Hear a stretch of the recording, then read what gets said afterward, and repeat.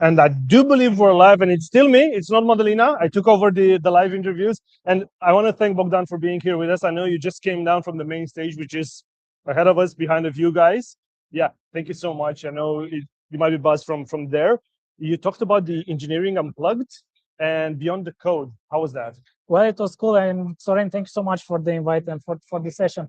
I mean, engineering unplugged beyond the code. Everybody speaks about AI, but when I'm talking about AI, most of the people focus is just on how do we ship code faster. But it's not just about shipping code faster. I mean, code is just one wheel in an entire ecosystem. And if you overflow the input to a system, then you break it. So you need to be really focused on considering other moving parts in the entire system, not about only how do we deliver faster and deliver code. It's about how we deliver more value to the clients, to our clients. I think that's what we should be thinking about, and that's how we should make our engineers think about how do we ship faster and better value to our clients, not just faster value. That's so cool. And I know everything is changing so fast right now. And I've been asking a lot of people from here the same thing. How does LSEG, how does the London Stock Exchange Group actually prepare for all the things that are coming right now and the trends and the future? Fair questions. Some might be a bit surprised, but although we are operating in a financial services spectrum where things are really regulated, although we are really regulated, we have access to the latest technology trends. We have buy-in from our senior stakeholders in terms of leveraging the tools to make our lives as engineers easier, but also getting back to my point regarding the topic on the main stage, how deliver more and better value to our customers. So we do see this support across all levels of seniority in our organization. We even have them factored into our annual personal development objectives. We have access to these tools. We are encouraged. We foster a culture of sharing knowledge among ourselves, because you might be using AI in a particular way. I might be using AI in a different way. But if we talk to each other, we might find something even better, or you can learn something from myself, or I can learn something from yourself. That's how we are improving. So brown bags like lunch and learn sessions, really good newsletters, really good presentations, access to tools, and a place to experiment. We are allowed to experiment. And I think this is key for engineers to evolve. Be allowed to experiment. Be in a culture, in the workplace, you are allowed to experiment and develop yourselves. Yeah, talking especially about this, I mean, what are some underrated skills? Because we talked a little bit earlier in the previous interview, like everyone can give a prompt and get some code from it. But what would be some skills that tech professionals actually need to harness and to have? There are many. I'm trying to summarize them. So I believe like fundamentals in the tech space, in software development, definitely it's a must. I mean, everybody, as you said, everybody can write a prompt.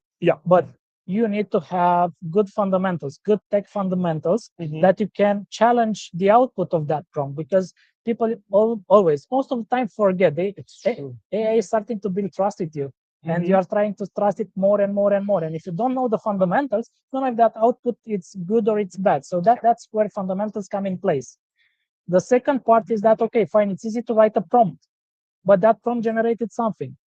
Is that something bringing value to our users, to our clients, to myself in the end? I need to be able to understand the impact that I'm having with my prompts, with my code, and how that translates into the value for our customers, for our users, and for us as engineers in the end. I think these are the key bits that the engineer should focus on. Continue focusing on the tech fundamentals bits, but also being able to understand the business and the impact that they are having with each prompt or each line of code they are writing. Yeah, I mean, that's true. And we had this answer or variations of that as well, because people said, good luck trying to debug the code without having the fundamentals. I mean, you can have the code, but in the end, you're still going to need to know the output. And that's all completely true. And people are forgetting this. They think like, yeah, everybody can write code now. Nope. No, I mean, everybody can write prompts, but not code. Yeah, that's true. That's all completely true. Cool. And I'm not going to keep you for much longer, but I do have one more question. And how do you see the role of developers evolving in the next decade? This is related to what we talked a little bit earlier. Yeah, fair. But to be honest, I don't think we're going to have too many developers in the next period. We are shifting. We need to shift the paradigm from developer to engineer. For me, engineer is somebody who solves the problem end to end and owns its output, not something who's just writing some code, moving a task in Jira from left to right, and that's pretty much it. No, an engineer should understand what they are building, why they are building that system or thing, how do they build it, how do they test it, because this is something that we should avoid, starting throwing stuff over the fence. Okay, we have the QA team. No, QAs are also engineers. We need to foster that mindset into our developers to become engineers, that they are responsible of the quality of the code or of the things that they are shipping. Once it's good enough from a developer and testing perspective, we need to know how to release it, how to put it in production. And once we have it in production, it's our responsibility as engineers to proactively monitor that thing and make sure it actually works, because working on your machine isn't good enough. Good enough is working in production and producing value. That's what a developer should become. Developers become engineers. That's my feeling. Yeah, so basically have this feeling of ownership towards the whole product. End-to-end ownership. Yeah, that's not just a bit of the code. That's brilliant.